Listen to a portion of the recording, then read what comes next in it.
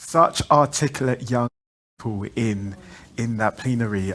It was just, quite amazing and good to understand the challenges and the practical ways that they can actually respond. Definitely, De Graaf. I think the session on financing and on the investment case in particular happens at such a critical time. Whilst we're going through the GFA, the IMF and the World Bank are currently meeting to discuss how to get human capital development outcomes back on track. And I know coming into this Global Forum for Adolescence, we know that only 1.6% of all global development spend went towards adolescence. And that's quite catastrophic when you consider that there's 1.8 billion of us globally. And I think what the investment case has unpacked further is that if we don't act between now and 2035, the cost of inaction in terms of investing in adolescent health and well-being will be at around $20.5 trillion. That's 20.5 trillion with a big T. And I think the investment case sets out quite the clear areas of investment, reducing road traffic accidents, reducing child marriages, investing in mental health, investing in education and training, investing in HPV vaccines, are all critical areas of investments with exponential returns on investment for adolescents and young people. If you're following the finance session and the session on investments, I would urge you to continue to follow the money, but most importantly, let's look at holding our leaders accountable towards showing us the money and showing us more money as we move into the commitments session later today. And now on to our core sessions. The next round of them are coming up, so get ready to select which ones you'd want to join into. One is all about families. I think we all come from families, or we all have families of our own. And this session is really looking at how our families can support adolescents in challenging times. The session is called It Starts with Families, Improving Adolescent and Well-Being Through Strengthened Support. There is, of course, another session, and it's about data. Yesterday, we had the session on data by the Guttmacher, and this one really builds upon that. And it's really talking about how can we progress if we can't measure the impact that policy and programming is having on adolescent health and well-being outcomes. So if you're a data nerd and if you like numbers and statistics, this is definitely a session for you. And this session is called Data That Matters, Championing Adolescent Well-Being Measurements. Wow, it all sounds pretty interesting. And meanwhile, we have an important wellbeing message from poet, model, and activist Ebony Davis, plus some more exciting content. We have a recap from the Arab Forum for Adolescents. And by now, you know the drill. Enjoy the content and the sessions, and we'll see you in 50 minutes from now. See ya. Unite! Unite! Rise! Unite! Lead! Lead!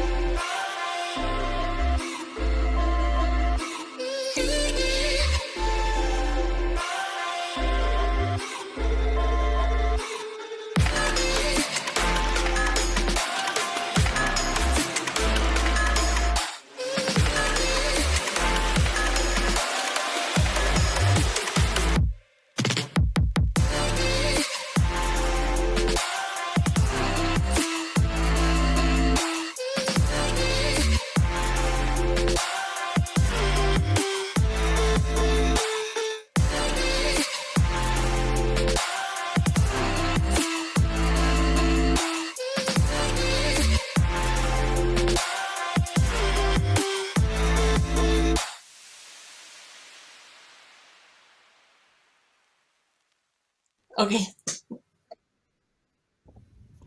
Hello, my name is Ebony Davis, and I'm so honored to be present at this forum today. My path has been one of searching for my authenticity, searching for my authentic truth, and being bold and brave enough to walk in that unapologetically. And I know as a youth, I wish I heard those words. I wish I knew how powerful it was to own my truth, to walk in my truth, despite pressures from the outside world, despite programming from my family or my community, the place from which I came, to really trust my heart, trust my own intuition, trust my inner guidance, and know that it's going to take me so much further than the opinions of others. So I'll just go back to the root, go back to the start. I'm from Seattle, Washington. I was born and raised there. My childhood was not one that was super glamorous or super fancy. Both of my parents were addicted to drugs when I was born, and so I had to do a lot of work.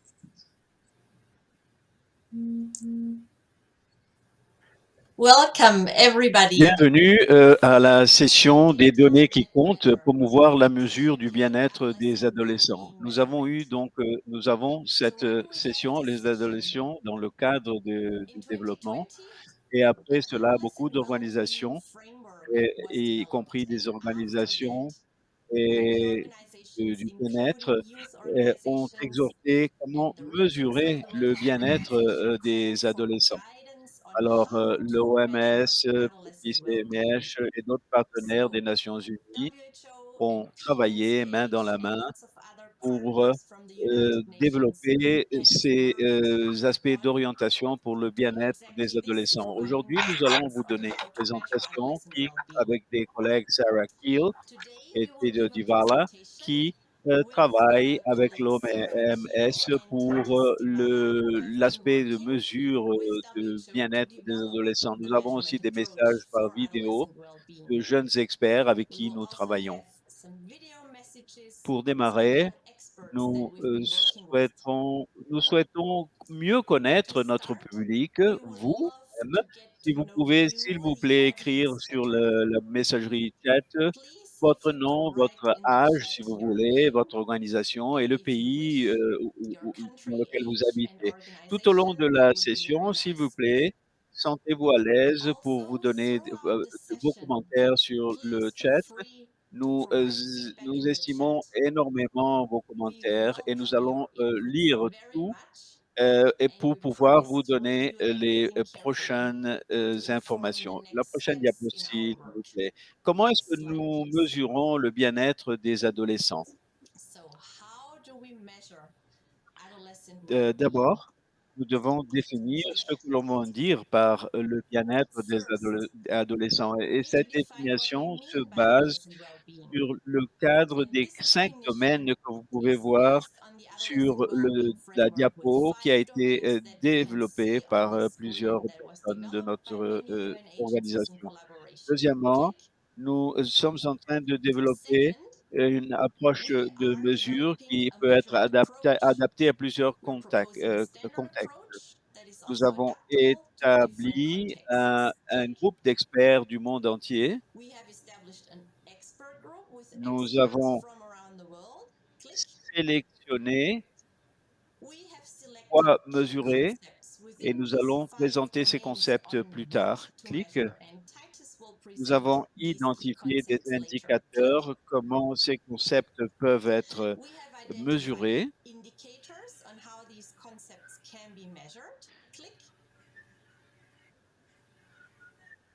Nous avons créé un paquet de mesures et nous allons évaluer la faisabilité. C'est exactement où nous sommes. Ce paquet de mesures existe, mais nous ne l'avons pas encore testé ou nous ne l'avons pas encore validé. Et pour finaliser, le plan est de distribuer le paquet de mesures au pays. Et troisièmement, dans le processus, nous allons mesurer le progrès vis-à-vis du bien-être des adolescents pour que les pays puissent utiliser le paquet. Alors, ils peuvent utiliser pour mesurer le bien-être des adolescents et pour faire un rapport vis-à-vis de nous donner des informations sur ce que fait le gouvernement. Et finalement, l'objectif final pour le bien-être des adolescents est de permettre au pays de pouvoir améliorer le bien-être de leur population d'adolescents. Finalement, par le biais de ce processus d'exhortation, nous engageons les adolescents et à nous faire part de leurs perspectives. Maintenant, je passe à ma collègue Sarah. Merci beaucoup, Berina. Bien, aujourd'hui, nous sommes ici pour vous présenter cette version et obtenir vos réactions à la fin. Le- D'abord, qu'est-ce que nous voulons dire par cette approche du bien-être des adolescents? Ce n'est pas seulement une liste d'indicateurs, il s'agit beaucoup plus ample pour utiliser les données existantes pour agir et au lieu de la collecte de nouvelles données, mais justement d'agir sur les données qui existent déjà. Donc, les recommandations entre les pays sont encore inflexibles et qui peuvent s'adapter aux différents contextes. Cela est important pour quelques raisons. Tout d'abord, la population dans le monde est extrêmement différente en matière d'âge, l'aspect d'inclusivité et nous a abordé tous les adolescents. Il y a aussi une différence d'approche mentale selon les dates, mais aussi les âges. Mais nous voulons aussi que ce soit appliqué à des populations spécifiques, par exemple des identités de genre différents ou des compétences différentes. Et nous voulons également tenir compte des différences entre pays et entre régions. Par exemple, bien-être peut avoir un sens différent selon le contexte. Et une autre raison pour cette approche flexible, c'est que le contexte ample du monde change très rapidement. Donc, par exemple, les adolescents dans un milieu il y a des changements, les technologies, les médias sociaux et aussi la science avance tous les jours. La prochaine diapo, s'il vous plaît. Avant de parler des composantes, nous voulons d'abord mettre l'accent sur les perspectives des jeunes et des adolescents et l'engagement dans cette partie du monde. Donc, c'est une partie essentielle du développement de l'approche et je voudrais mettre en accent trois points principaux. Tout d'abord, l'approche est sur la campagne de 1,8 milliard dont vous savez, qui engage les jeunes et les adolescents dans plusieurs façons, ou dans le cadre des pays ou aussi des programmes qui se fondent sur ce cadre. Deuxièmement, quand nous commençons à penser aux mesures, une recherche des perspectives des adolescents et des jeunes, et nous mettons ces perspectives dans notre approche. Et finalement, le troisième point, nous engageons directement les personnes en ce qui concerne l'engagement avec les jeunes. Nous impliquons les chercheurs jeunes dans les groupes consultatifs des experts. Vous allez voir deux vidéos à cet égard. Et nous organisons une consultation avec une représentation des jeunes en ce qui concerne les différentes régions pour discuter les concepts de bien-être.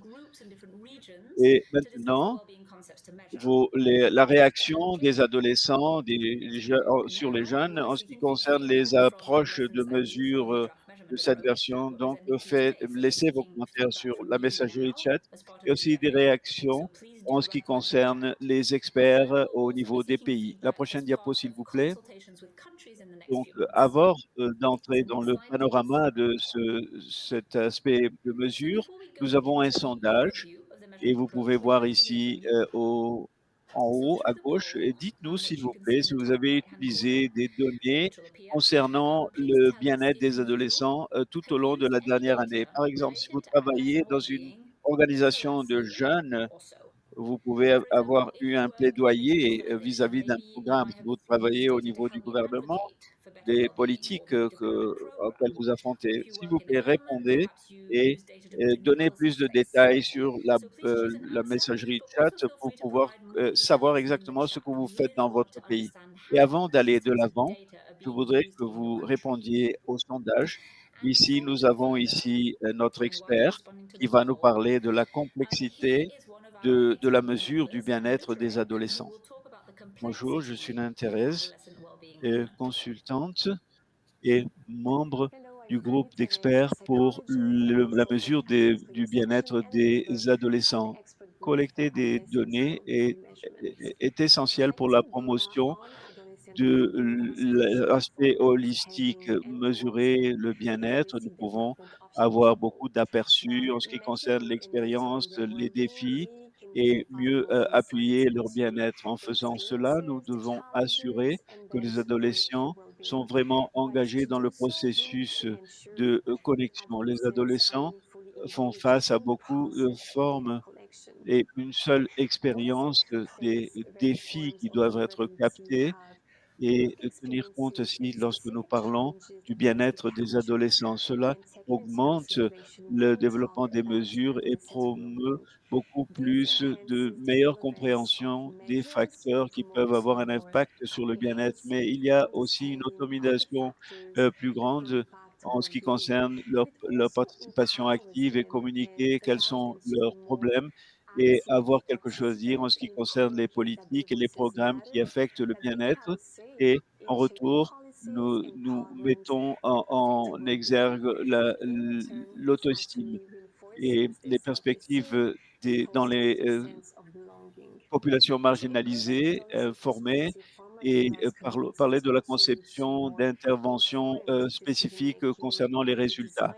Mais finalement, il s'agit de les inclure dans la collecte de données, c'est de promouvoir l'équité, la justice sociale et c'est travailler au sein de la société pour les écouter et il faut mesurer.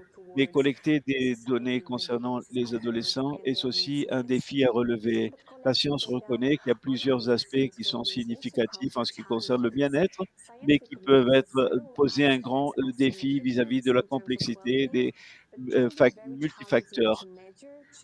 L'appui social et un impact, mais mesurer la qualité et la profondeur des connexions sociales et la connectivité présente des défis. Cela implique la compréhension, la complexité de la dynamique des pairs, des relations et également l'aspect qualitatif et quantitatif au niveau des projets. Un autre exemple, les adolescents, l'engagement vis-à-vis des activités en ligne avec les intérêts.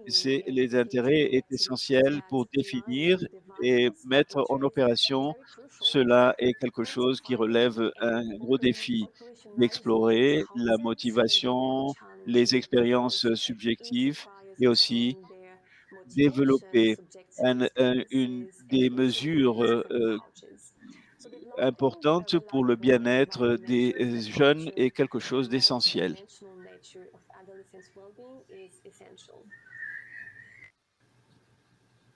Pardon, le son ne nous parvient pas en cabine.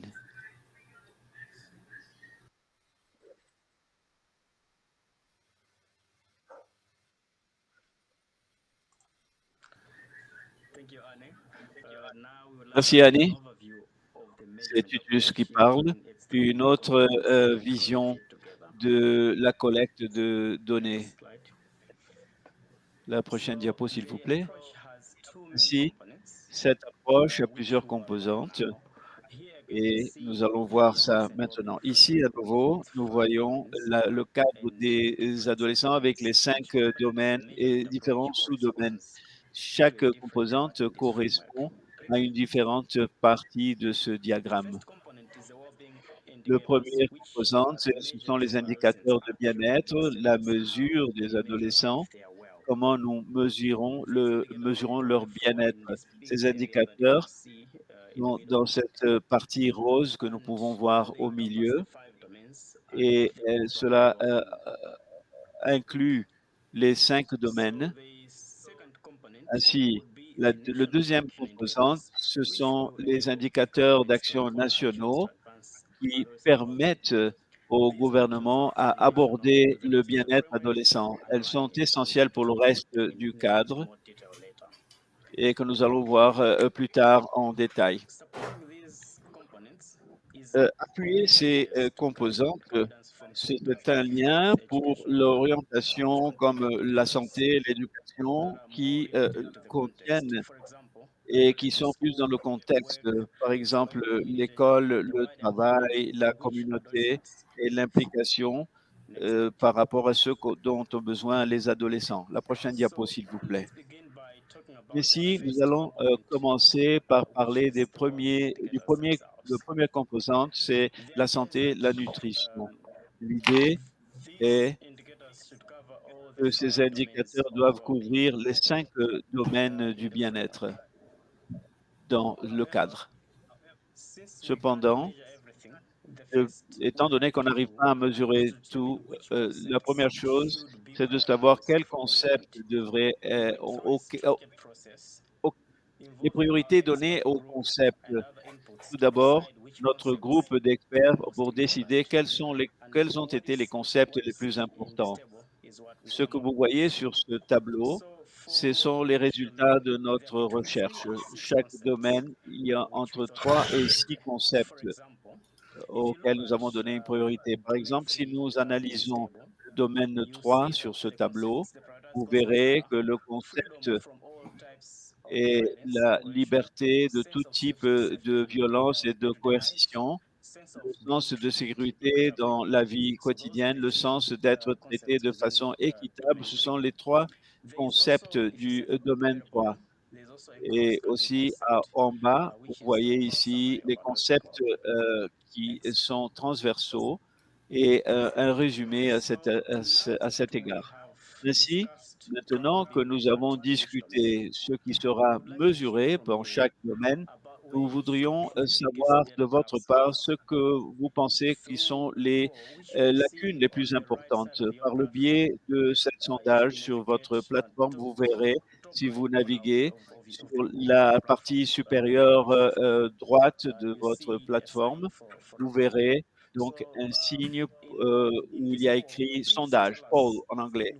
Alors dites-nous sur cet sondage, dans quel des 5 domaines vous voyez les lacunes les plus importantes dans votre pays. S'il vous plaît, choisissez un domaine, mais vous voulons entendre le plus possible en matière de contexte. Donc, mettez vos commentaires concernant les domaines sur la messagerie chat. Merci.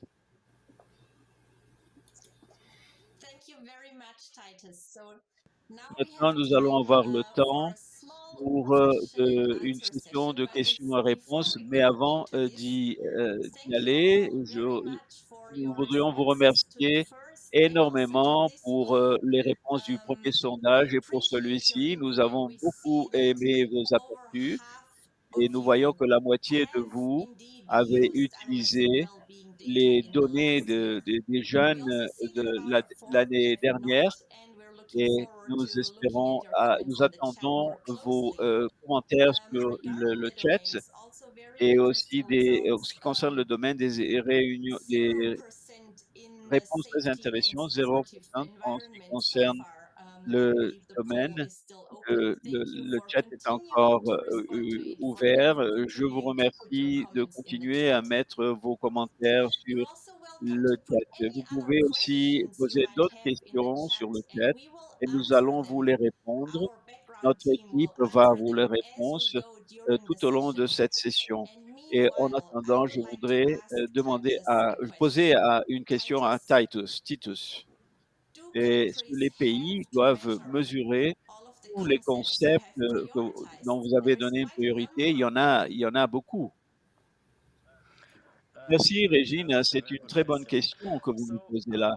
Notre approche est que chaque pays a son contexte unique et il faut respecter cela et nous comprenons cela Donc, ce contexte a augmenté beaucoup en ce qui concerne l'importance de la priorité. Un adolescent au Yémen peut avoir des challenges et des défis différents. Au Malawi, dans mon pays, un adolescent peut se préoccuper par rapport à l'accès à une éducation de qualité. Un pays peut avoir besoin de donner une priorité différente sur la base de défis différents. Et nous estimons que ces concepts, on a mis l'accent sur et pour donner un point solide et robuste au pays pour mesurer de différentes manières. Merci. Merci beaucoup, Titus. Et je voudrais maintenant passer la parole directement à vous pour d'autres diapos, s'il vous plaît, Titus. Merci. Maintenant, nous avons des concepts à mesurer. Donc, j'aimerais inviter le manque d'indicateurs. Nous avons une recherche globale. Donc, on a su un nouvel ensemble d'indicateurs. Donc, qu'est-ce que nous avons de ce contexte? Donc, on a un programme d'indicateurs sur une étude globale. Vous voyez sur l'écran. Donc,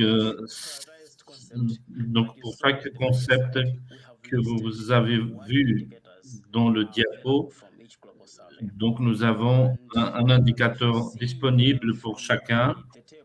Si vous voyez au tableau, vous voyez, nous avons symbolisé les différentes expériences. Donc, en fait, là où c'est vert, c'est là où l'indicateur s'aligne avec le concept. Par exemple, une activité physique adéquate donc, a déjà un indicateur, et c'est ce que nous avons besoin. En gris, c'est où l'étude a un indicateur lié au concept de l'intérêt, mais qui n'est pas le même. Par exemple, pour mettre l'accent sur des indicateurs positifs, même si le concept est important, mais d'une manière négative. Par exemple, si vous voulez mesurer beaucoup de services ont des indicateurs, mais ils sont souvent mettent l'accent sur les résultats négatifs. Donc, par exemple, en utilisant les préservatifs et pour éviter la grossesse, si vous cliquez pour complémenter le menu que nous avons décrit, donc il y a un besoin de plus pour redresser ce gap. Donc, on a d'autres recommandations sur les adolescents pour d'autres initiatives. Par exemple, pour que les pays puissent se référer s'ils sont intéressés. Si on a un menu comme ça, plutôt qu'une simple liste de recommandations et d'indicateurs, il y a beaucoup d'avantages en fait. Donc, cliquez. Donc, il y a des ressources immédiates pour les pays qui sont disponibles et sont compatibles avec les efforts de collection existants. Il y a aussi qui mettent l'accent sur l'utilisation des données plutôt que sur la collection des données. Le menu doit être traité seulement comme un guide et les pays ont d'autres sources de données qu'ils ont à leur disposition. Donc, il y a aussi des écarts dont les données actuelles doivent être résolues et doivent être remplies. Mais le menu, dans ce cas, doit exister pour aider les pays à redresser cet écart. Maintenant, j'aimerais discuter la deuxième partie de ce qu'on compose de l'approche de mesure. Donc, ça consiste en 8 indicateurs, dont 4 domaines importants pour le gouvernement, pour les rapports du gouvernement et aux parties prenantes. Donc, vous pouvez les voir. Donc, les 4 domaines d'action. Donc, on n'a pas les définitions complètes. De la même façon que le menu de bien-être. Donc, on a lié cela aussi à des secteurs spécifiques. Donc, l'objectif de tout cela, c'est premièrement, c'est un support pour la campagne 1,8 milliard et aussi ça facilite le dialogue entre les pays. Bon, le processus, en fait, c'est pour le reporting, nous le voyons comme étant un exercice du pays au niveau des pays, en utilisation des indicateurs de mesure et aussi des actions de description que le gouvernement doit mettre en place. Et ça dans le cadre d'un dialogue à l'intérieur et entre pays. Et ça constitue un guide aussi et un support disponible pour les pays. Maintenant, je repasse à Sarah. Merci, Daites. Maintenant que nous avons les composants de l'approche de mesure, comment on doit les utiliser maintenant? Donc, ça peut être utilisé par contre pour guider les activités de mesure dans le pays. Donc, je vais les présenter, mais le point de départ, c'est la mesure de le bien-être qui est important. Donc, cliquez. Donc, l'objectif, c'est d'avoir des actions pour améliorer le bien-être des adolescents. Bon, il faut mesurer le statut du bien-être individuel et ça, c'est important. Donc, on a les 5 demandes et nous avons le cercle qui parle du bien-être en général. Donc, le premier pas, c'est identifier et évaluer les données en utilisant les concepts clés, les menus, des indicateurs liés à l'étude. On a les concepts des indicateurs. Et ça sont 2 choses importantes. Donc, la première, c'est ils peuvent utiliser les indicateurs immédiatement dans un processus de compilation de données et d'utilisation par action. Et le deuxièmement, cliquez. Donc, on va sur le concept du menu. Ça va leur permettre d'identifier des écarts. Donc, on doit voir les concepts qui ne sont pas représentés par aucun des indicateurs. Et aussi, ça va leur permettre de donner la priorité des indicateurs du menu des indicateurs par recherche et aussi la collection de données en utilisant les indicateurs qui ont été sélectionnés. Mais il peut faire une étude spécialisée. Donc, il y a d'autres indicateurs qui sont récemment rendus disponibles et liés à la compilation de données. Et ça, on a des indicateurs sur le bien-être. Il y a aussi d'autres points aussi qu'il faut avoir à l'esprit. Vous pouvez le voir, donc il faut avoir des objectifs subjectifs et objectifs. Et il faut mettre aussi la priorité sur les indicateurs positifs, c'est-à-dire les indicateurs verts. Le deuxième ensemble, c'est mesurer, c'est d'accompagner les indicateurs en termes d'infrastructure. Donc, c'est fondamental. Et vous pouvez les voir ici où l'individu Et donc, vous voyez que c'est représenté sur le carré jaune autour de ce cercle. Donc, le meilleur élément ici, c'est l'action nationale et les indicateurs que j'ai mentionnés, l'idée qu'on doit donner aux États un modèle pour avoir une évaluation structurelle dans plusieurs domaines avec des exemples de leur pays. Et l'objectif pour cette information, c'est de faciliter aussi le dialogue entre le pays, améliorer la situation, mais aussi l'apprentissage entre les pays, parce que beaucoup de pays ont les mêmes actions, donc ils prennent des notes, donc il doit avoir une approche qualitative pour apprendre les uns des autres. Et je pense que notre partie du BD Block, ce que nous avons, c'est les recommandations spécifiques à chaque secteur et qui est représenté par la zone grise.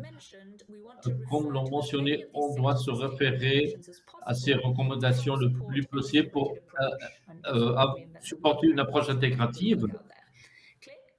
Voilà, donc cette approche de mesure avec ces deux composants est supportée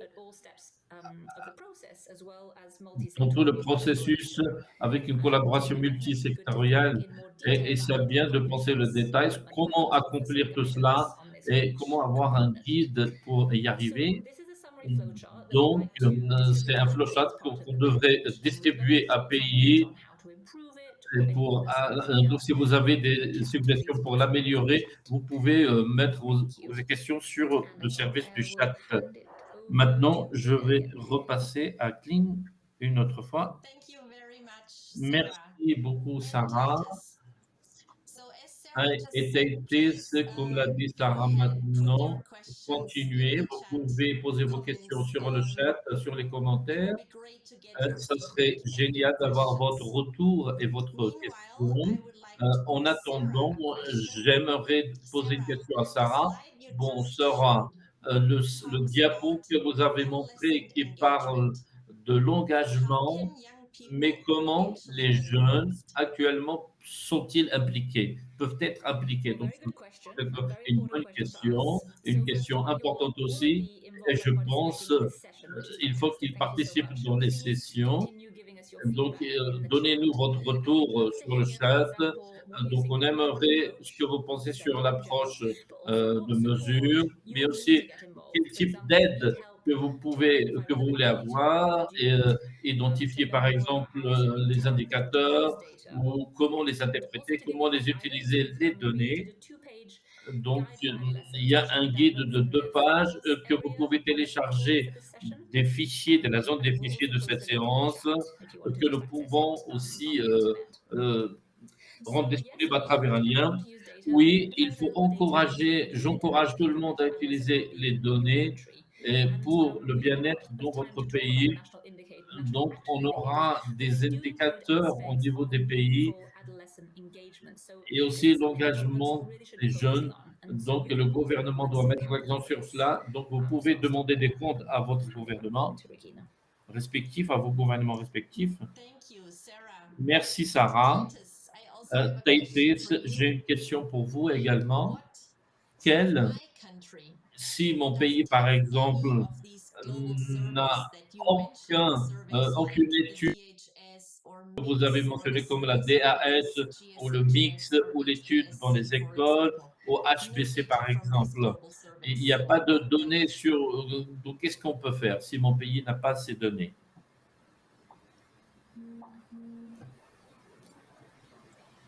Non, apparemment, votre micro n'est pas allumé. S'il vous plaît, activez vos micros, s'il vous plaît. On n'arrive pas à entendre, désolé. Désolé, donc, si vous ne pouvez pas trouver ces études dans votre pays, ça c'est un problème. Et il faut commencer en disant que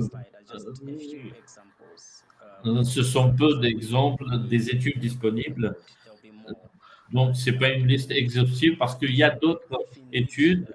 En plus, si vous avez besoin d'études dans votre pays, nous savons que beaucoup de pays ont.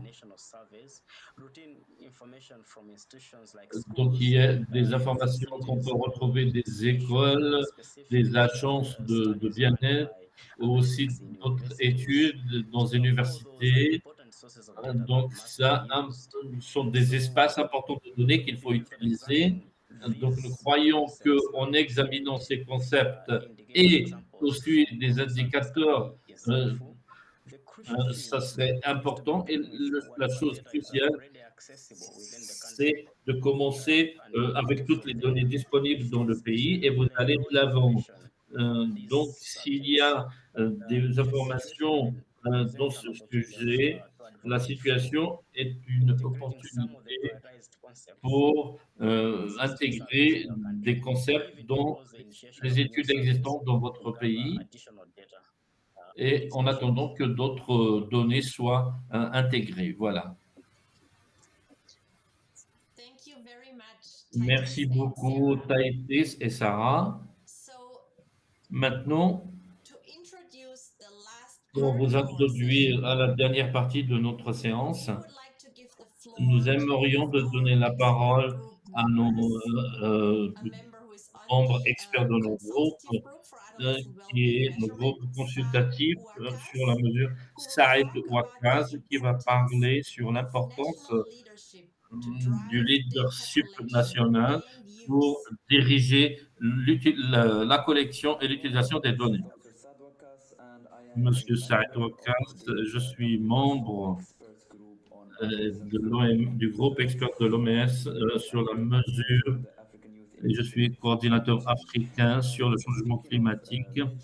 En parlant de la mesure de bien-être qui est crucial et urgent pour assurer le bien-être pour l'adolescence, il faut mettre l'accent sur l'urgence et l'importance de l'engagement national pour s'assurer que la mesure sur le niveau local et national de l'OMS, il y a beaucoup de parties prenantes qui travaillent, des cadres applicables sur le niveau global pour collecter ces données.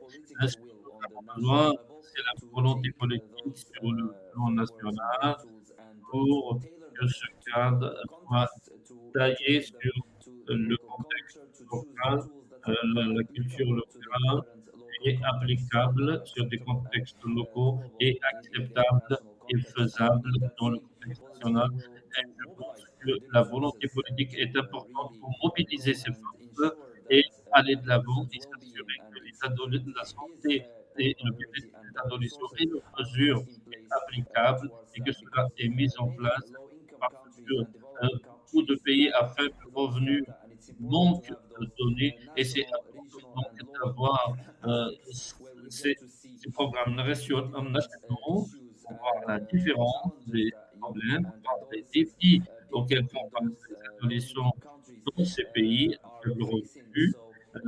Donc, les données, une fois identifiées, une fois documentées et partagées, ça va nous permettre d'avoir une nouvelle perspective dans nos contextes, pour le continent africain, par exemple. Nous avons besoin de ces données pour construire et s'assurer de nouvelles solutions, des solutions pratiques, aussi pour offrir des services de données, un appui pour les adolescents de notre pays. On peut leur offrir et les aider à avoir une meilleure santé. C'est pour ça qu'on doit appuyer les pays et s'engager avec eux pour faire de cette mesure une priorité et investir avec les fonds et avec la volonté politique. Merci. Merci beaucoup. Je suis très triste pour cette intervention. Maintenant que nous avons discuté l'approche de la mesure, nous voulons parler des prochaines mesures et comment vous pouvez agir pour améliorer la collecte de données dans vos pays et la mesure. La prochaine diapo, s'il vous plaît. Alors, la prochaine mesure est finaliser le paquet de mesures. Nous voulons avoir que cela soit disponible jusqu'à la fin de 2023. C'est un projet. Et après avoir reçu vos réactions. Et nous voulons donc faire une consultation au niveau des pays pour raffiner le paquet jusqu'au premier trimestre 2024 et que le parti prenante puisse utiliser la réussite et les défis et engager également pardon, les jeunes. Et ensuite, finaliser le paquet pour la distribution ample et l'utilisation jusqu'au mois de mai 2024. Et nous avons pensé une autre partie si les pays peuvent répondre et aussi être disponibles à cet égard. Comment est-ce qu'on agit? Chacun, indépendant de l'endroit du monde, peut devenir un champion des données. Ce sont les actions que vous pouvez mettre en place à cet égard. Pour les adolescents et les jeunes, et ainsi d'autres parties prenantes des pays, vous pouvez identifier des données disponibles et utiliser pour agir des orientations qui existent déjà à cet égard. Ensuite, pour les parties prenantes mondiales et régionales, deux choses. Appuyer les pays pour utiliser les données actuelles et aussi faire des plans pour combler les lacunes et aussi générer des discussions en ce qui concerne les indicateurs de l'action nationale pour rendre plus facile l'apprentissage entre les pays. Et finalement, pour les donateurs, en plus d'appuyer directement les pays, vous pouvez aussi tenir compte de l'appui d'assistance technique mondiale, au niveau mondial. C'est de grande importance.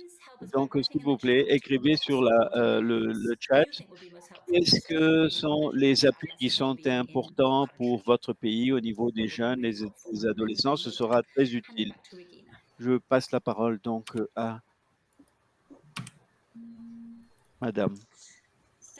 Merci beaucoup, Sarah. Je remercie tout le monde, tous les conférenciers. Et tout d'abord, je voudrais remercier à vous tous qui avez rejoint notre session. Avec les quelques dernières minutes, nous voudrions donner la parole au monsieur Zoya du ministère de la Santé et du bien-être de la famille en Inde. Je vous passe donc la parole, Zoya, pour les mots de la fin. Merci, Régine. Je vais essayer de parler peu. Il y a quelques points en ce qui concerne le gouvernement de l'Inde. C'est le pays le plus populeux, la plus grande population de jeunes. Nous avons 300 millions à la fin de ce monde. C'est une responsabilité énorme de notre gouvernement. Et aussi pour vous dire, c'est une bonne idée d'avoir une norme mondiale pour la mesure, mais il faut donner une certaine flexibilité au pays, comme vous l'avez dit avant. Chaque adolescent et jeune est unique et en effet, il y a beaucoup de variations entre un État et l'autre. Il y a beaucoup de planification et de mise en œuvre de programmes. Ainsi, ceci dit, il est important d'avoir une mesure de collecte de données. Ce que nous avons fait en Inde, un des pays qui a mis en place un programme de santé pour les jeunes et les adolescents pour avoir accès aux jeunes où ils sont. Nous les atteignons donc dans les endroits de santé, les écoles et aussi dans les communautés. Nous avons contact avec eux. Donc, ce programme de mise en œuvre est très fort parce que nous travaillons avec l'éducation, les ministères, les compétences, le bien-être des femmes, le développement et aussi tous les services sont programmés pour que les jeunes soient là. Cela est programmé. C'est un petit exemple, nous aussi, pour que les écoles soient influencées par les enseignants et nous contactons donc, nous avons des sessions de santé avec eux dans ces programmes, les aussi au niveau de la santé pour donner des services de soins médicaux et aussi les sages-femmes en ce qui concerne les services pour les adolescents et les jeunes. Nous impliquons les parents parce que les parents sont une partie essentielle donc, pour l'accès des jeunes aux services et finalement, mais pas moins important, nous travaillons beaucoup avec les jeunes, nous appuyons les jeunes qui viennent de toutes parties de notre pays et de pays et pour parler avec les planificateurs des lois pour savoir ce qu'ils veulent. Et nous avons des réunions régionales pour avoir des réactions au niveau du programme des adolescents, des jeunes et des adolescents et des problèmes très importants pour les jeunes de reproduction, de santé et violence et de santé mentale. Comment continuer à être sain et aussi d'obtenir ces informations d'eux pour pouvoir les appuyer le plus possible. Donc je pense oui, nous sommes sur la bonne voie et de se baser sur les data est très important et d'avoir donc une mesure de données régulières pour la santé et cela peut prendre de 2 à 5 ans. Ainsi, c'est l'importance d'avoir ce programme et ce que nous pouvons faire au niveau de notre pays en Inde. Merci beaucoup. Merci beaucoup, Zoya, pour vos remarques du point de vue de votre pays, l'Inde. Et merci à nouveau à tous les conférenciers d'aujourd'hui et naturellement au public qui nous a rejoints aujourd'hui. Merci beaucoup. Nous nous allons analyser tous vos commentaires avec beaucoup d'attention et nous allons les utiliser pour informer les prochains pas pour terminer ce travail vis-à-vis du bien-être des jeunes. Merci et au revoir.